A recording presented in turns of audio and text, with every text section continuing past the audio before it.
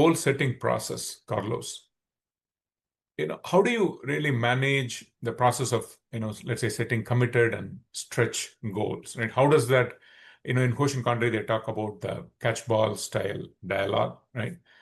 To align and negotiate goals across teams.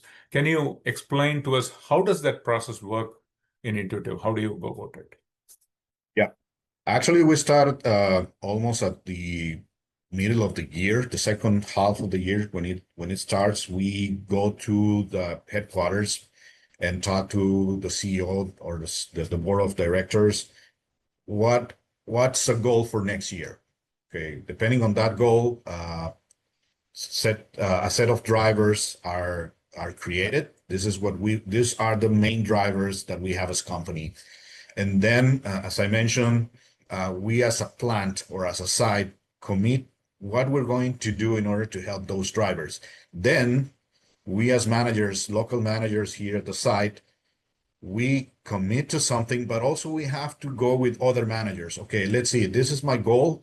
How are you going to help me to achieve this? And he's going to come to me and ask me, what am I going to collaborate in order for him to also achieve that? So it's a matter of, are we defining the right goals? We all, as a team, work on defining if it's a good goal or not. And we also define how we're going to collaborate. Then we go with our teams and say, this is what we're committing. I need your help on this in order to get it. I need your help on this in order to get it. But also the other managers will come to me and will say, you know what, I need a help from your engineer in order to have this goal that it's for this driver. So we're coming and going with what goals are, what objectives are. And then it takes us like a month or so. And then we get to an agreement. And then we have an off-site meeting in which we present what we have talked about on that catchball process.